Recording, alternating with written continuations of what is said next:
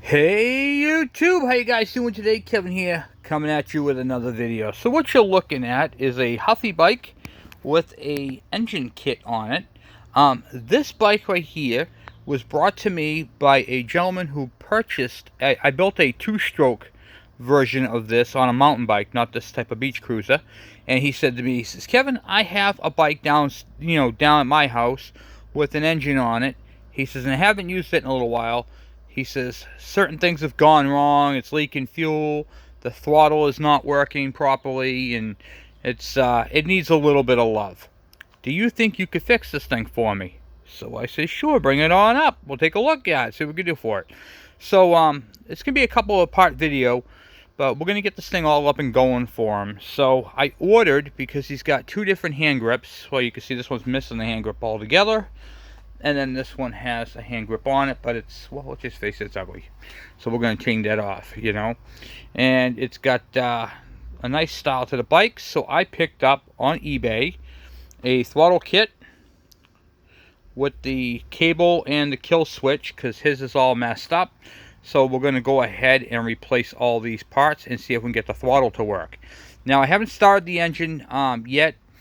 I have to do all that. It needs, like I said, guys, it needs a little bit of love, but we're going to do this relatively quickly. So I'm going to stop by filling up the tires to 32 psi and get you guys in the stand. But before I do, please hit the subscribe button and the bell icon so when I post a video, you guys get them.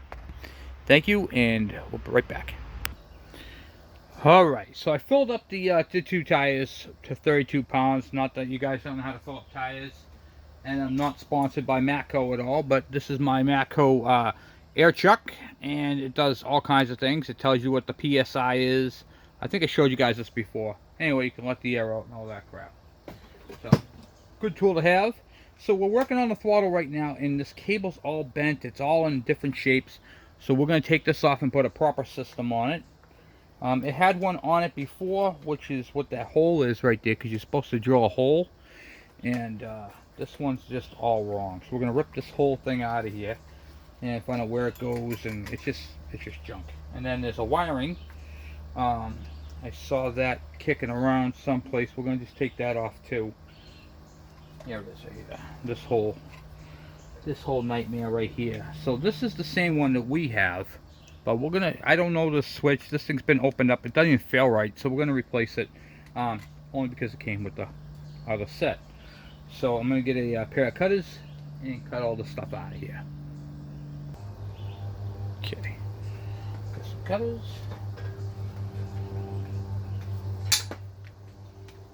Alright. Let's get all this electrical tape here. I call it the goof tape.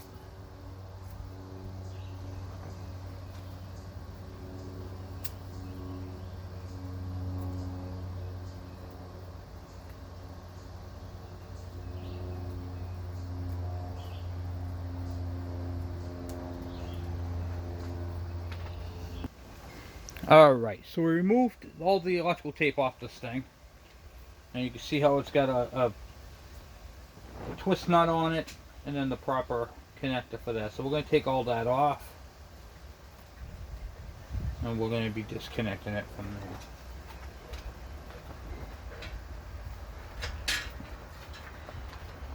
Looks like we got some pinched wire back of the bolt there. Oh yeah, this thing's... Ugh.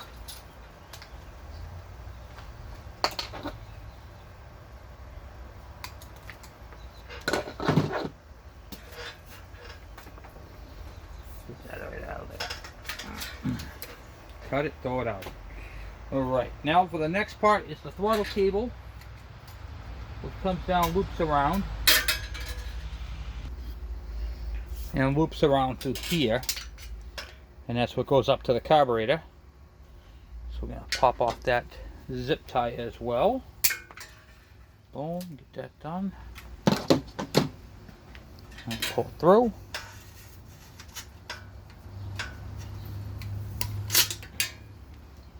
And the throttle is off.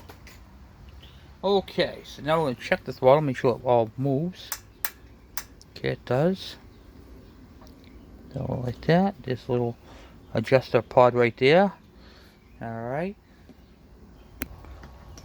When you purchase the throttle kill switch and the throttle cable, the cable comes separate, and this whole piece is all together. Okay, so this is one unit. This piece right here comes with the handles, with the grips. And then the throttle cable itself is separate, but they're universal. So I'm using the universal kit, and I'll show you guys how it goes in. The nut at the bottom, so be careful you don't drop that nut right where my finger is up here. Take that out. They're kind of a pain in the neck to do, but they're not crazy bad, you know.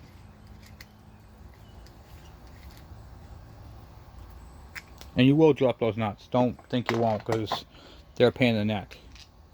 That comes off like that. See inside there, you just screw your cable into the housing. Then unravel it. It's brand new, so it comes all raveled up. There's my word of the day, ravel.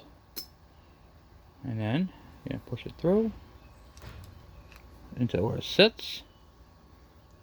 Throttle cable comes off on that side there. And then take your new throttle tube assembly.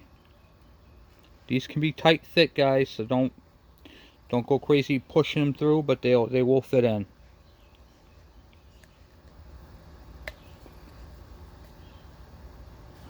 It's all brand new. Okay. And then you just wind it into your throttle right there. And then that's that. This will sit up onto the tube here. Just like so. Then we take the top part. The top part has this little pin right here. This is the alignment pin. And that's what goes into the hole, so the whole thing doesn't twist on you.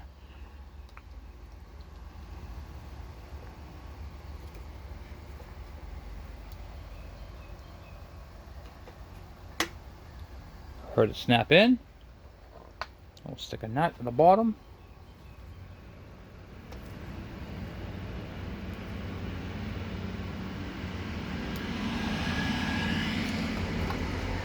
It's going to move back and forth a little bit. That's okay.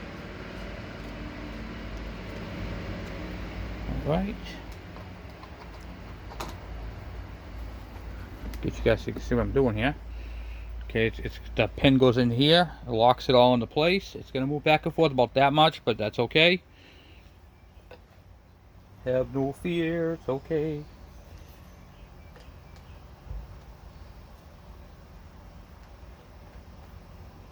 Okay, I'll set it in there. Boom, boom, boom.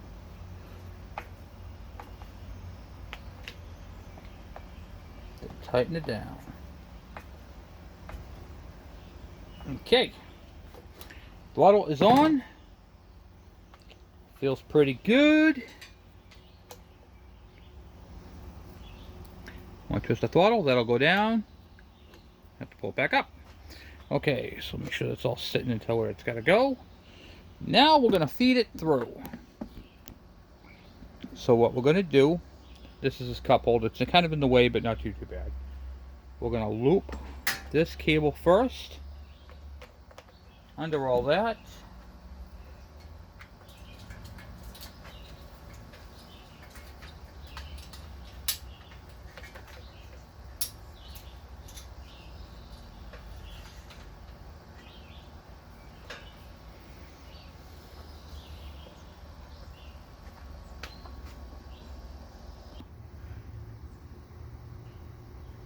Okay, so I brought the cable down through, in between the frame rail, right through here.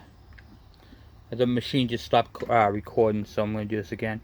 I brought it around town, into the adjuster, and locked it onto the throttle. You can see it moving nicely. Now what we're going to do is we're going to do some of the wiring, but I want to show you guys a little trick. After you get your throttle cable installed, you're going to want to take the handlebars and go from stop right here to stop over here, and make sure there's no binding on the throttle at all, period. If you have no binding on the throttle, then you can continue to do the next part, which is the wiring. So let's get cracking on that. Alright, so what I like to do is I grab a couple of wire ties, not too many of them. You don't want to go overboard. I think people, you know, you're crazy. But you want to grab a couple of them, and then we're going to zip tie it up. So what I do is I take one, I go right up to the throttle, right on the throttle cable itself. Up here.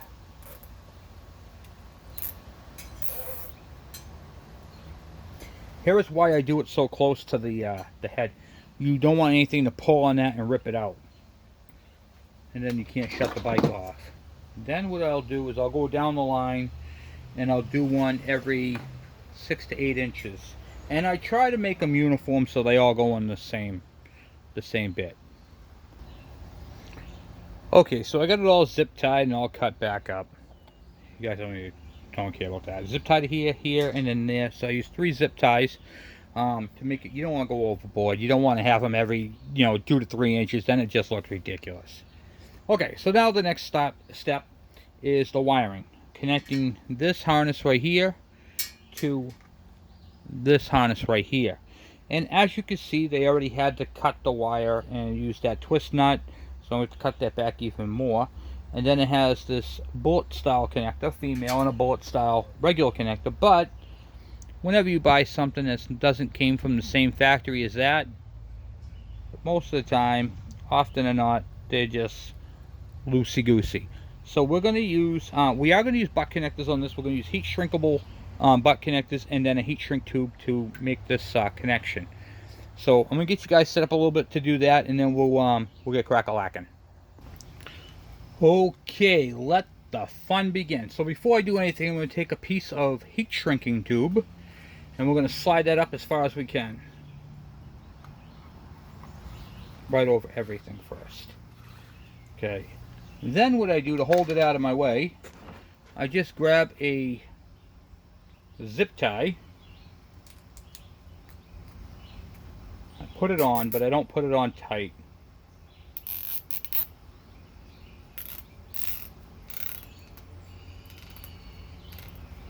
It's only on there snug. That keeps it out of my way. So now what I'm going to do is I'm going to take my wire cutters, my trusty ones, cut both of the ends off there. I'm going to do the same down here.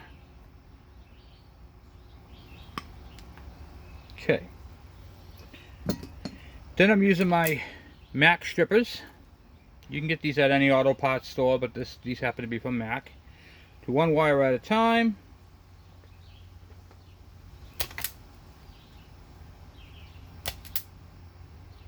Sometimes these wires are a pain in the neck to do.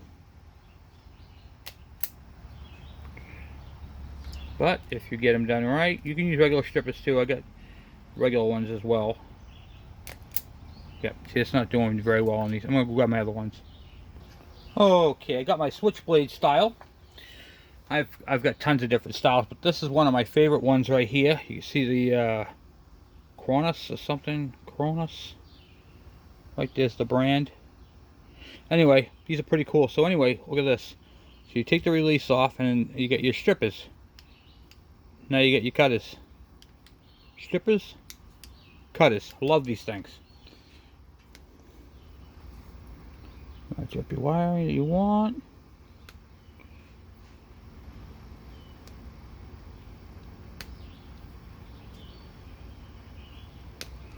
Come to the size you want.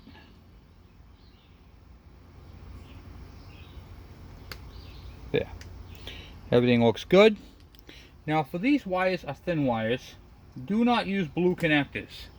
These are not designed for the blue connectors. These are for red connectors. And it goes by the gauge size. So this one right here is from 22 gauge to 16. So 18 to 14 or whatever it is will be the blue. So you want to always match up your electrical. Make sure it's nice and clean. Slip that on there.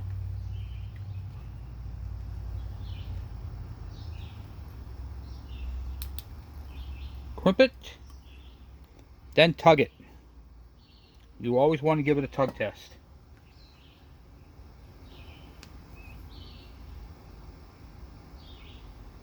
Because if it pulls off, it's a bad connection.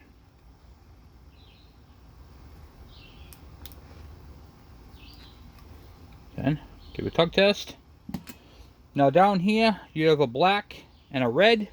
I'm just going to match the wiring, red to green.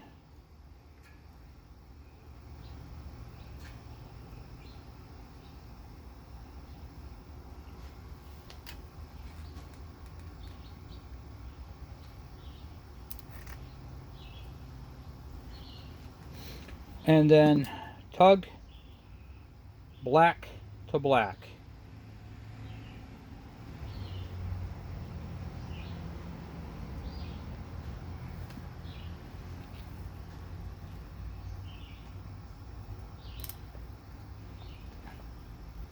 Okay, tug, and we're squared.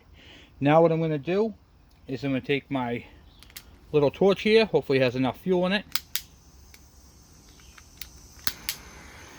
to heat shrink these two tubes together. These are going to make for some watertight connectors.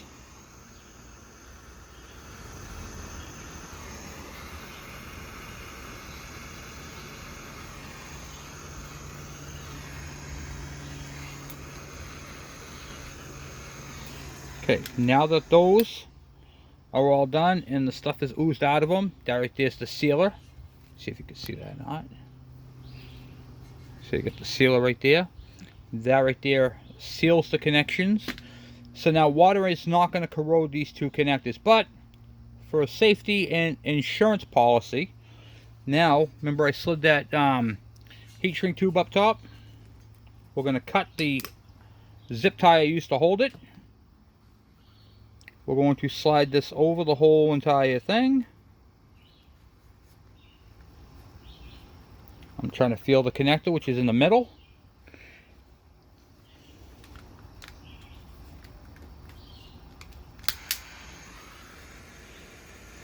And then I will heat up this tube and shrink it down.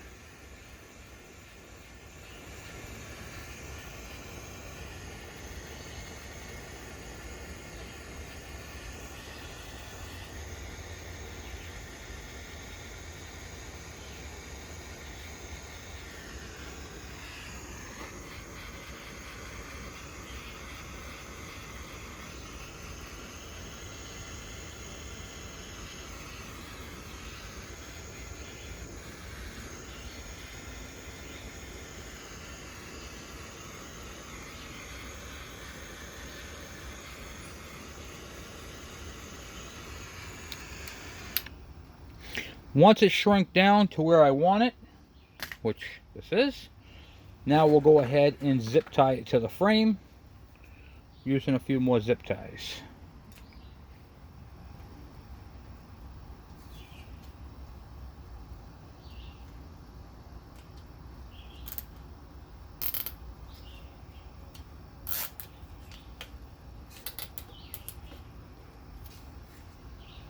And then I'll be going right down the frame rail. Then we have one more thing to do, is to remove this right here, and that we will do. So to remove these don't want to come off, so we're going to use a blade and slice it. I'm just using a blade to slice into it and to cut it off.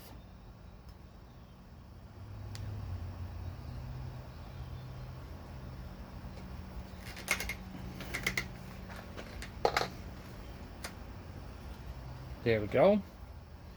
And now for the new one. Now this new one's going to go on here really, really hard, so I'm going to show you guys a secret that's going to allow this thing to slide on, and no, it's not penetrating oil, and it's actually going to make it really nice to slide on. So let me go grab the trick for that. Okay guys, I got two tricks for you. First, you take your handle like this, you stick your finger in here and go, there you go. No, just kidding. Alright, so we have that. I have to tighten up a screw in there first. Going further. Alright, so the trick is this. You take dish soap and you gently put it on there like so. Then rub it around all over the place with your finger. It'll allow the thing to slide on there. Well, a little easier anyway. Hold on. Okay, so what you gotta do with these ones, if they have these rings on, you gotta pop the ring off. So you pop the ring off, you slide that on first, and then you take this right here and you put your soap, and then it will slide on there. A little easier, and then and once it dries up, it'll be on there nice and hard.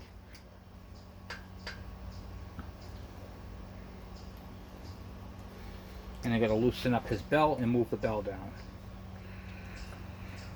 Okay, let's do that real quick.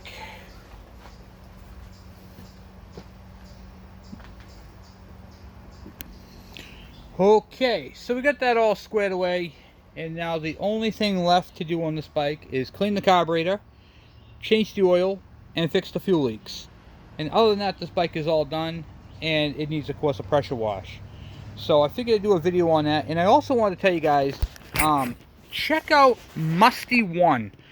He's a friend of mine, and he did a bike build like this. He has a lot of cool projects that he does. He does a lot of bike builds. He likes the old style bikes. He likes to fabricate and build. So go check out his channel. It's Musty1. And you'll see how he built the same style bike with that same engine. He put the engine kit onto it and all that type of stuff. And these are the type of bikes that he does.